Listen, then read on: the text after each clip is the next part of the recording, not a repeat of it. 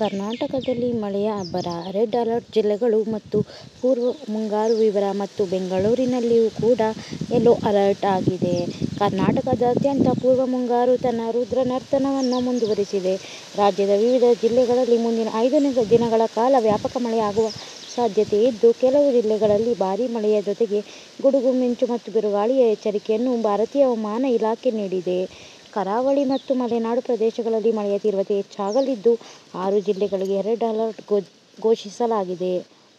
Red alert ಜಿಲ್ಲೆಗಳು ಕರಾವಳಿ, ಉಡುಪಿ, ಉತ್ತರ ಕನ್ನಡ, ದಕ್ಷಿಣ ಕನ್ನಡ ಹಾಗೂ ಮಲೆನಾಡು ಭಾಗದ ಚಿಕ್ಕಮಗಳೂರು, ಶಿವಮೊಗ್ಗ ಮತ್ತು ಬೆಳಗಾವಿ ಜಿಲ್ಲೆಗಳಿಗೆ ಮೇ 20 ರಿಂದ 23 ರವರೆಗೆ ರೆಡ್ ಅಲರ್ಟ್ ಘೋಷಿಸಲಾಗಿದೆ. ಈ ಜಿಲ್ಲೆಗಳಲ್ಲಿ 200 ಮಿಲಿಮೀಟರ್ಗಿಂತಲೂ ಹೆಚ್ಚಿನ ಮಳೆಯಾಗುವ ಸಾಧ್ಯತೆ ಇದ್ದು, ಕರಾವಳಿ ಪ್ರದೇಶಗಳಲ್ಲಿ ಗಂಟೆಗೆ 50 ರಿಂದ 60 ಕಿಲೋಮೀಟರ್ ವೇಗದಲ್ಲಿ ಬಿರುಗಾಳಿ ಬೀಸುವ ಸಂಭವವಿದ್ದು, ಮೀನುಗಾರರಿಗೆ ಸಮುದ್ರಕ್ಕೆ ಇಳಿಯದಂತೆ ಎಚ್ಚರಿಕೆ ನೀಡಲಾಗಿದೆ. ಈ ಬಾರಿಯ ಮಳೆಯಿಂದಾಗಿ ಕರಾವಳಿ ಮತ್ತು ಮಲೆನಾಡು ಭಾಗಗಳಲ್ಲಿ ಪ್ರವಾಹದ ಸಾಧ್ಯತೆ ಮತ್ತು ಭೂಕುಸಿತದ ಆತಂಕ ಮತ್ತು ಕೃಷಿ ಭೂಮಿಗೆ ಹಾನಿಯಾಗುವ ಭೀತಿ ಇದೆ.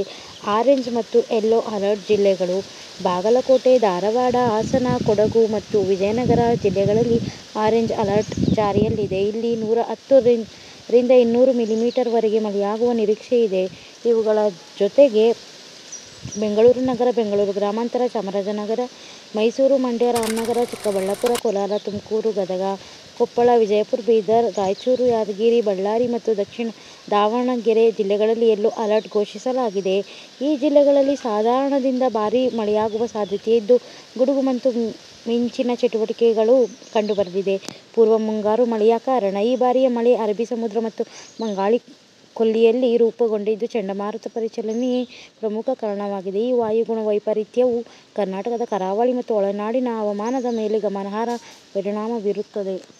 ಈ ವರ್ಷದ ಮೇ ತಿಂಗಳಲ್ಲಿ ಮುಂಗಾರು 5 ದಿನ ಮುಂಚಿತವಾಗಿಯೇ ಕೇರಳ ಕರಾವಳಿಯನ್ನು ತಲುಪಿದ್ದು, ಕರ್ನಾಟಕದಲ್ಲಿ ಈಗಾಗಲೇ ಉತ್ತಮ ಪೂರ್ವ ಮುಂಗಾರು ಮಳೆಯಾಗುತ್ತಿದೆ. ಈ ಮಳೆಯಿಂದ ರಾಜ್ಯದ ಹಲವೆಡೆ ತಾಪಮಾನದಲ್ಲಿ ಗಣನೀಯ ಇಳಿಕೆ ಕಂಡುಬಂದಿದ್ದು, ಕೆಲವು ಜಿಲ್ಲೆಗಳಲ್ಲಿ 2 ರಿಂದ 4 ಡಿಗ್ರಿ ಸೆಲ್ಸಿಯಸ್ ಕಡಿಮೆಯಾಗಿದೆ.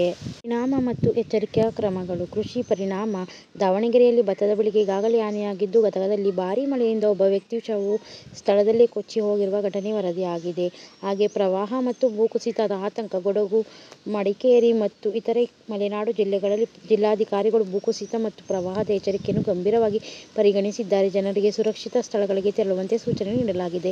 ವಿದ್ಯುತ್ ಮತ್ತು ಕುಡಿಯುವ ನೀರಿನ ವ್ಯತ್ಯಯ: ರಾಜ್ಯ ಸರ್ಕಾರವು ಶುದ್ಧ ಕುಡಿಯುವ ನೀರಿನ ಘಟಕಗಳಿಗೆ 24x7 ವಿದ್ಯುತ್ ಸರಬರಾಜು ಮಾಡಲು ಮತ್ತು ತಕ್ಷಣಕ್ಕೆ ದುರಸ್ತಿಗಾಗಿ ತ್ವರಿತ ಪರಿಹಾರ ತಂಡಗಳನ್ನು ನಿಯೋಜಿಸಿದೆ. ಜನರಿಗೆ ಸಲಹೆಗಳು: ಭಾರೀ ಮಳೆಯಿಂದಾಗಿ ಸಂಚಾರ ವ್ಯತ್ಯಯವಾಗುವ ಸಾಧ್ಯತೆ ಇದ್ದು, ಅಗತ್ಯವಿರದಿದ್ದರೆ ಪ್ರಯಾಣವನ್ನು ತಪ್ಪಿಸಿ. ತಗ್ಗು ಪ್ರದೇಶಗಳಲ್ಲಿ ವಾಸಿಸುವ ಸುರಕ್ಷಿತ ಸ್ಥಳಗಳಿಗೆ ತೆರಳಿ. ಕೃಷಿಕರು ತಮ್ಮ ಬೆಳೆಗಳನ್ನು ರಕ್ಷಿಸಲು ತಗಲುವ ಕ್ರಮಗಳನ್ನು ಕೈಗೊಳ್ಳಿ. ಮೀನುಗಾರರು ಸಮುದ್ರಕ್ಕೆ ಇಳಿಯದಂತೆ ಎಚ್ಚರಿಕೆ: ಕರ್ನಾಟಕದಲ್ಲಿ ಪೂರ್ವ ಮುಂಗಾರು ಮಳೆಯ ತೀವ್ರತೆ ರಾಜ್ಯದ ಹವಾಮಾನದಲ್ಲಿ ಗಮನಾರ್ಹ ಬದಲಾವಣೆಯನ್ನು ತಂದಿದೆ. ಜನರು ಎಚ್ಚರಿಕೆಯಿಂದ ಇರಬೇಕು ಮತ್ತು ಸ್ಥಳೀಯ ಆಡಳಿತ ಸೂಚನೆಗಳನ್ನು ಕಟ್ಟುನಿಟ್ಟಾಗಿ ಪಾಲಿಸಬೇಕು.